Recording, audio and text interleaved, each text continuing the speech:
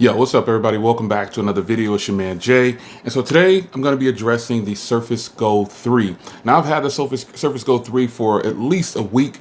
And today I wanted to give you some quick impressions of it because I think this is probably a tablet that more people should be paying attention to. So, first off, the versatility of this tablet. This tablet can do, I've hooked up so many things to this. It's incredible. Now I have a bunch of different dongles that I use for Type-C. I also have Type-C direct to a HDMI. I have tried everything under the sun with this tablet and it can do it. Now mind you, I don't have the highest spec one, but I do have the one right above that. There's only three. You got the 4 gig 64, the 8 gig 128, which is what I have, which has that Intel Gold processor. And then the one above this is the Intel Core i3. So I went middle ground with this one because I was like, I don't want to go too high, but I think now I probably could have just gone with the Core i3 and I would have been even more happy because this thing is a powerhouse. I've never used the 4 gig, 64 gig model, but I can tell you this, if you're planning on doing some multitasking, now this does have a card slot too, so if you plan on doing some multitasking, I don't recommend the 4 gig version at all. If you're just doing media consumption, then yeah, go with the 4 gig version. That should be enough if you don't plan on hooking up 4K monitors, keyboards, and all these other things. Now, it can do it. So check out Will's Gadgets and More. He has the 4 gig version right now, but I think he's gonna go ahead and swap it out and get the 8 gig one that I have. But it can multitask.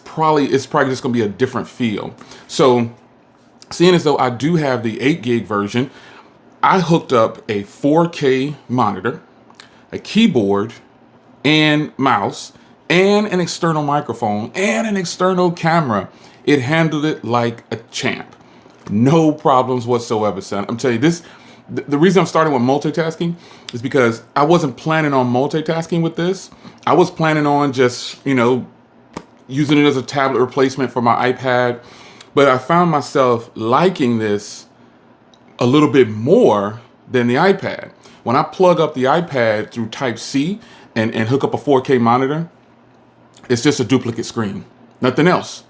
And when you plug this up though, you go into the set, because this, no doubt, is a Surface. So when you go into the settings of this joint right here, you can extend the display, duplicate it. I could probably run 2 or 3 monitors from here, but one's mounted and the other one's mounted over here. So I hooked it to the 4K monitor over here, closer to this desk. And I'm absolutely blown away, folks, at the power that this thing can put down. This little bit of tablet with this not so high spec processor is flowing right along. Some people say, oh, this is totally not worth $550. You know what I'm saying? That was a waste of money. It can never beat the iPad. The reason this can never beat the iPad is because this isn't an iPad. This is not just for consumption. Where the iPad wins is processing power. But after that, iPads are just media consumption and web browsers to me. Like it's what I use it for, and that's what most people use it for.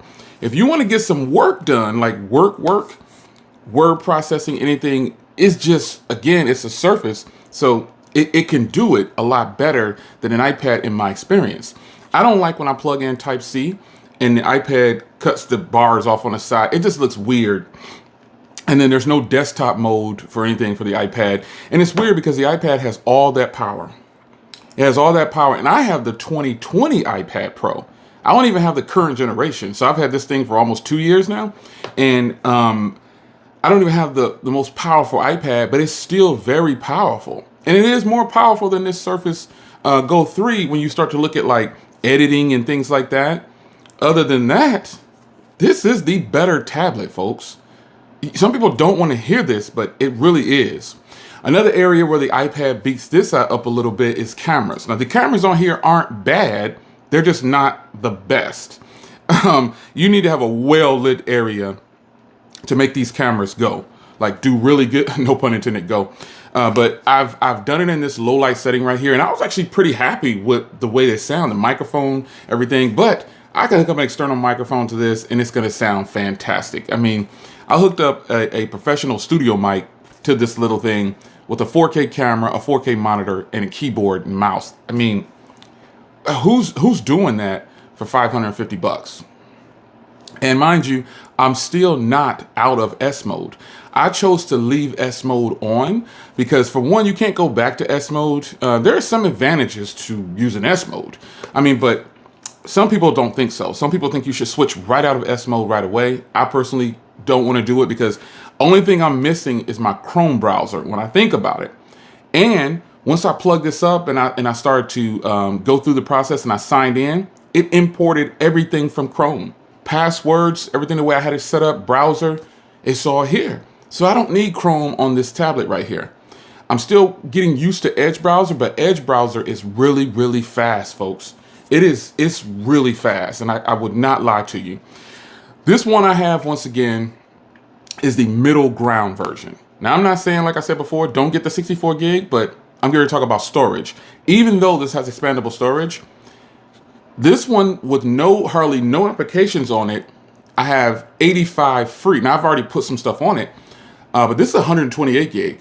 And I looked at my storage and I was like, whoa, I pretty much only have like 85 gigs free of 128 gigs once it downloaded all the apps and things gets going. So if the 64 gig, again, it has double less what this has. So spend the extra $150 at least to go to this model I would recommend.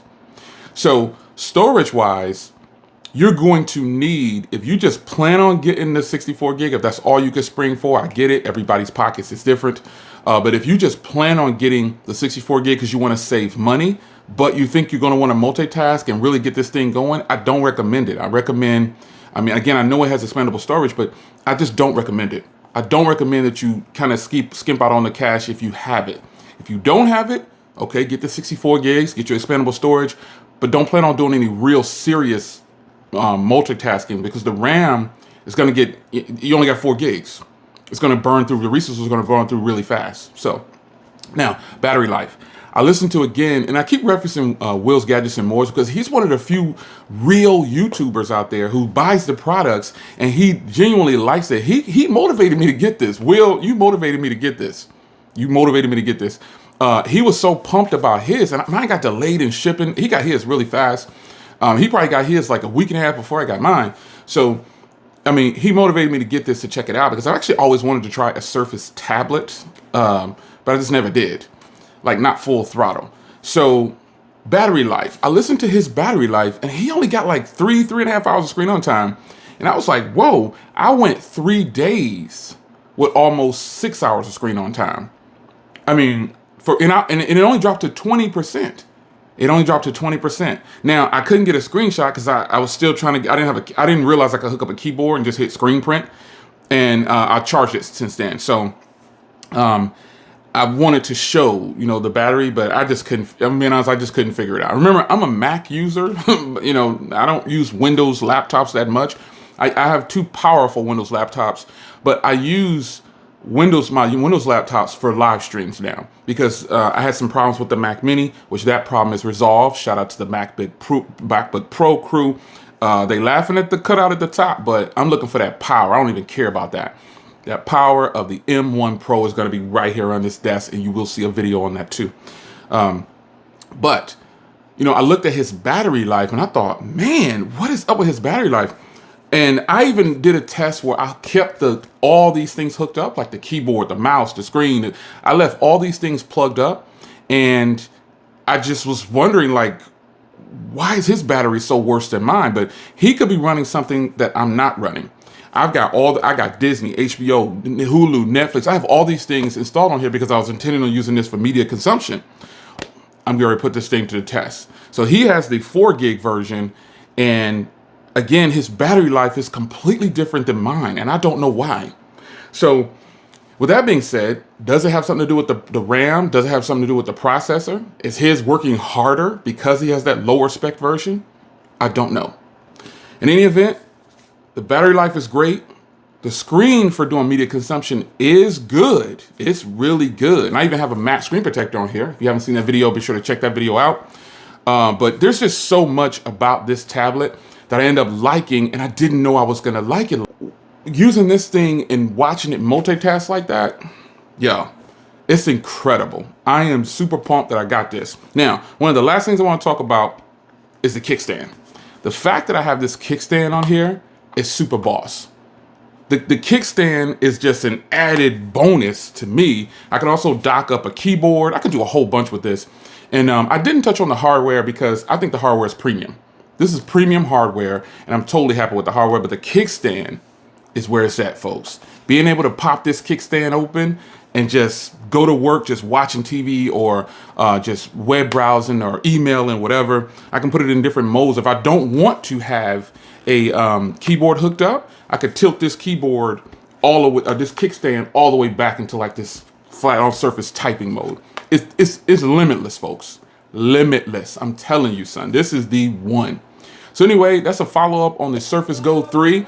I totally recommend it, folks. I'll see you in the next video. Take care.